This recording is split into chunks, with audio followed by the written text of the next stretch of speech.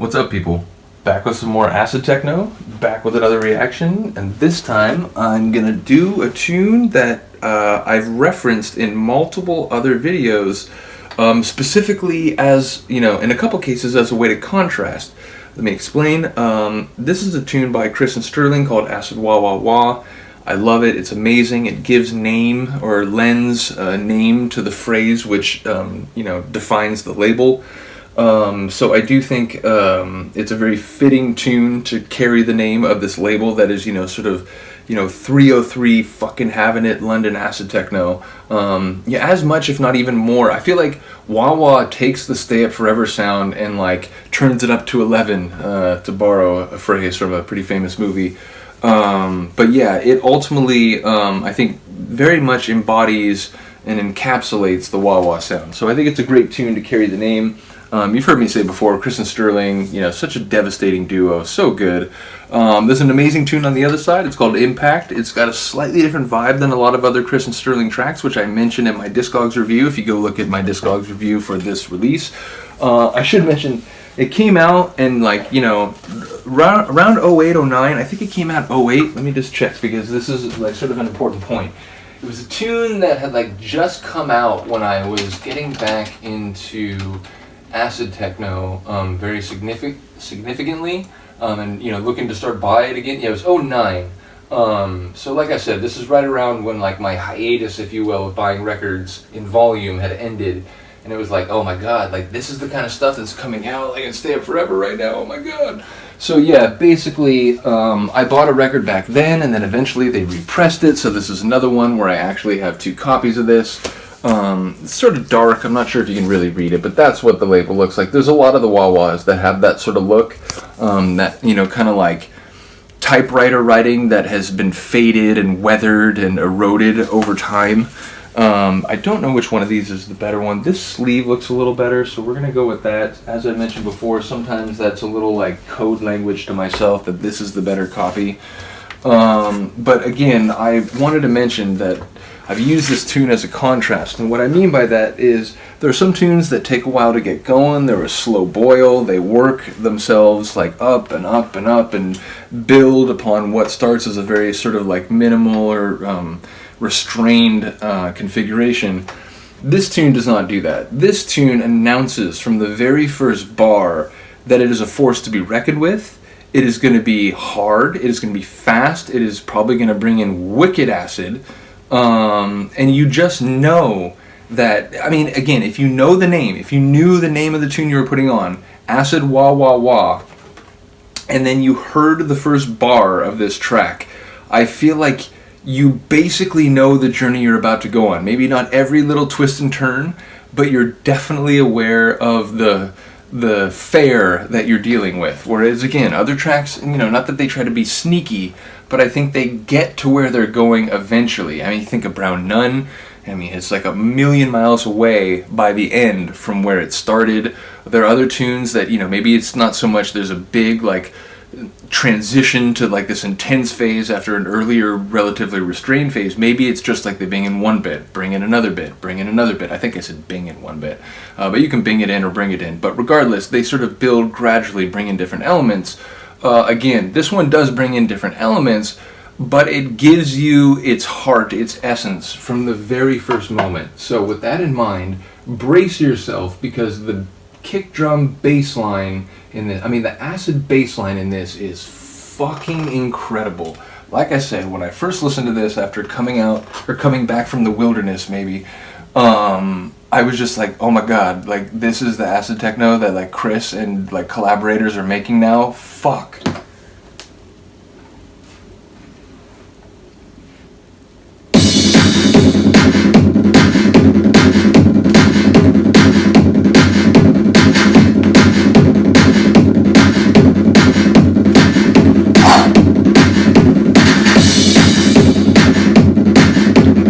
Every buckle up, shoulder restraint, belt restraint, put on a helmet, get the visor down, elbow pads.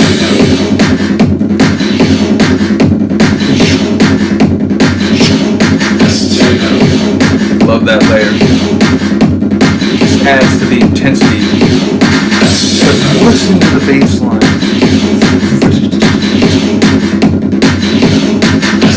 It's like so fucking tightly coiled. The power. Like a dynamo. And now we're like, we've got the two. Those two, that phrase together, and all the while,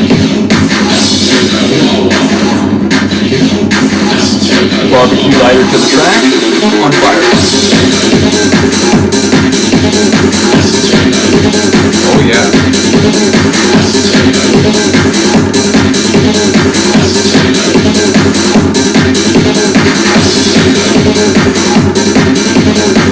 Do my best to chill. What about again? Barbecue lighter? The fucking blowtorch. Acid blowtorch onto the track.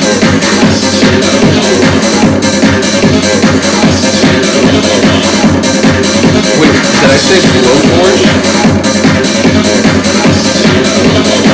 I may have meant acid atomic engine.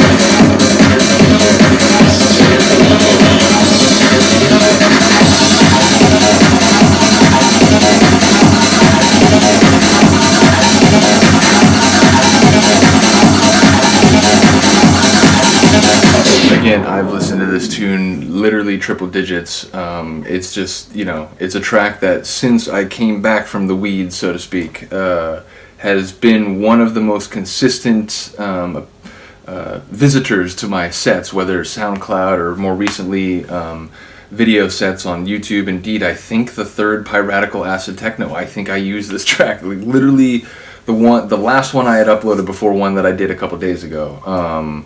But yeah, it will continue to remain a hallmark of my sets, because it's not only the intensity, it's not only the acid, it's not only that fucking like World Time Champion Legacy Award, like Lifetime Achievement Award bass line in this track.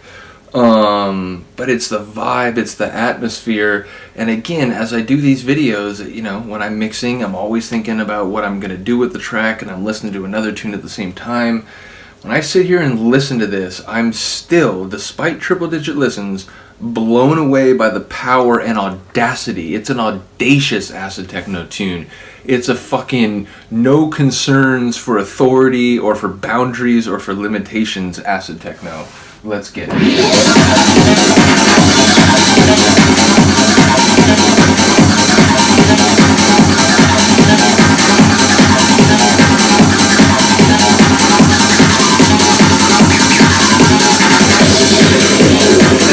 Right when we maybe need to keep it down just a little bit and go into an interlude, that's what happens.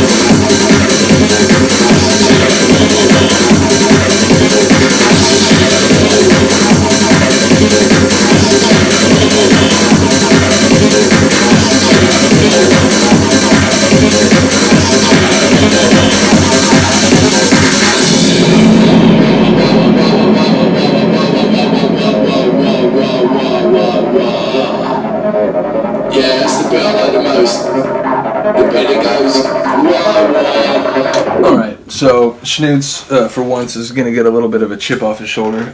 No, I don't mean to be sort of combative, but I do want to say I don't remember who it was, and whoever it was, it's fine. Different opinions of techno and acid are totally welcome. But I fundamentally disagree with what someone had written on Discogs, or they had written that Impact is a great tune, and that is true. I don't disagree with that whatsoever. And it samples the Captain Sully, the guy who landed the plane in the Hudson River. So it's a really interesting tune, and the way it does the drop, when is it gonna hit, and it really makes you wait and wonder, and then it fucking comes in. It's brilliant. But no, someone wrote about this side. That the other side, yeah, it's having it, but I really just the vocals are silly, and I don't know why, do you have to have that vocal, whatever. I fundamentally disagree, and if you go look at the page, you'll see I wrote this in my review as Mr. Tom Servo.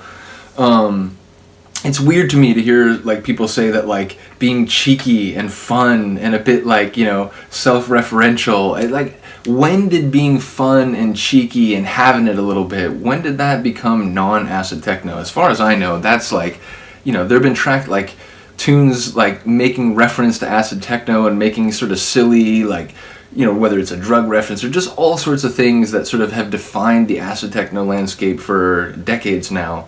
To me, when I hear this sample, I love it. It's fun. It makes me think of, you know, Carbine, We Are Ravers, Acid Ravers. It's like, you know, you can put something on the nose and still have it fucking work.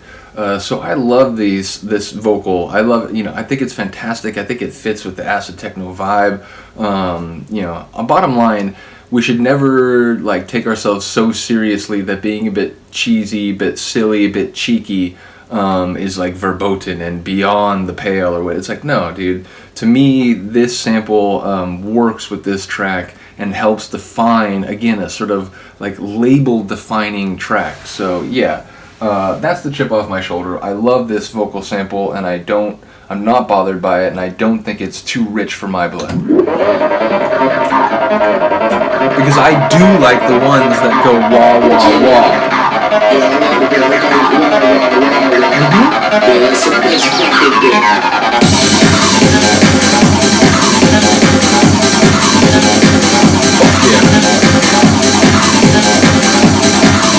It's acid techno punk rock, baby. Like, mix this with the remix of Righteous. Mix this with Punk Attitude. Notice all these tracks I'm mentioning are Chris and Sterling. They have hit that vibe multiple times. They know how to get there. And my brain is waiting there for tracks like that. You're like, what? Speak up! I just turned into Terry Jones in Monty Python.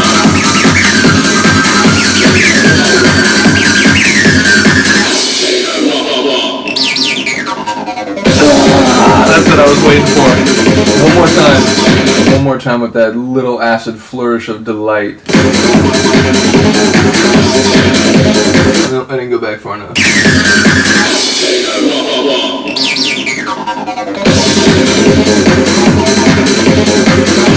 A little moment like that, a little eccentric flourish, it just takes an already great track, and now we're talking like genius levels. Like, I live for this shit. Not to be dramatic, but I die for this shit. Alright, it's a bit dramatic. We're gonna go right back into the sample. You're gonna drop it like a fucking acid sledgehammer again? Because I think you fucking are. Come on guys, give it to me. Put down my tea, make sure I don't spill it. Yeah, I like a bit that goes wah wah wah wah. Yeah, that's the best fucking bit. You heard when it dropped, it sort of and like slid into the drop. You heard that. Little fucking detail that just makes a big fucking difference. This entire video is gonna be like brackets when they caption it.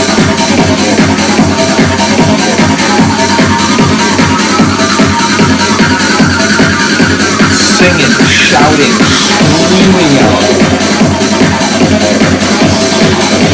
And all the while that bass line.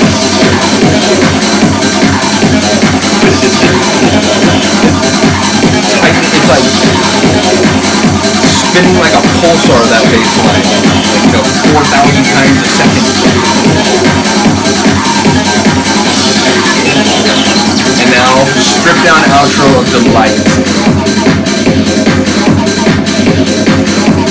When I tell you I like my tough, stripped down acid techno outros, let me tell you that this is a example par excellence of a tough, stripped down acid techno outro.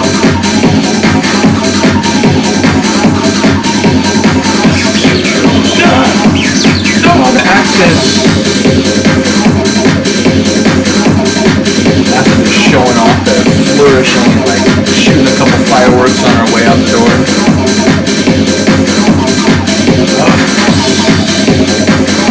I don't trust that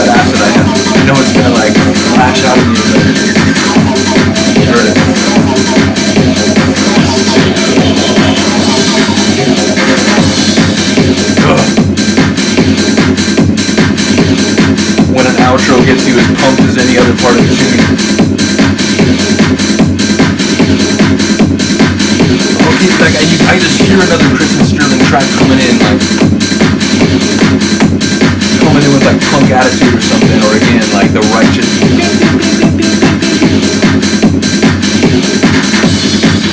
Oh my god!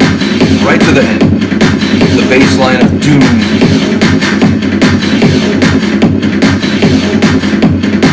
The speed of the bass line, the fucking.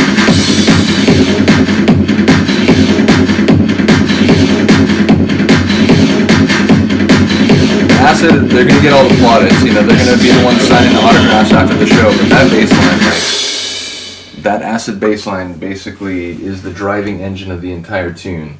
The screaming acid, like I said, it might be the thing that like really captures your attention, but the backbone of the track is that acid bass line. Yeah, I don't even, fuck. I've listened to that tune again hundreds of times. Like I said, it was a sort of critical tune to me, you know. I haven't really thought about it until recently, when I started to do these reactions and I started to think about things chronologically a little bit more, you know, the way my interests have evolved or like reawakened and so on. But this tune really was critical, and again, there were like I'm Bored, and there were a couple other that they did that were like, it just convinced me that, oh my god, like I need to reach out to the Stay Up Forever people and, you know, try to buy these because like, oh, you know, they're running a website now and fuck yeah.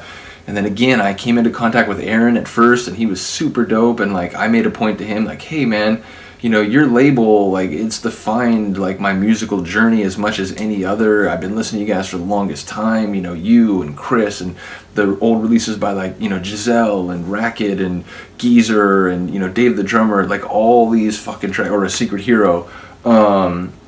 Honestly, like, it's just amazing. And, you know, he commented, he was very positive and like, hey, you know, we love hearing that, and that's great. And then, you know, early on, I would start buying multiple records, you know, and like I'd buy one and then I'd realize that another one had come out. So like a day later, I'd buy another one. And eventually, like, Aaron was able to help me, like, you know, package a couple orders together so I could save on shipping. And then eventually I sent him a message one time like, hey Aaron, like, just wanted to say, you know, I appreciate all that you're doing to help me get vinyl. You know, it's hard out here in California.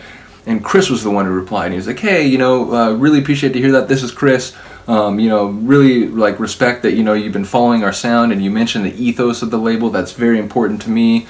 And it was like, oh shit, you know, it's Chris Liberator. That's amazing. And then in more recent years, as I said, because, you know, eventually he found out that I was the one doing the Mr. Tom Servo reviews on Discogs, I came to interact with him more regularly. And it's just like, you know, if anyone sort of embodies like what I love about the label, I mean, it just, Chris is just such a brilliant guy, in addition to making tracks like fucking that.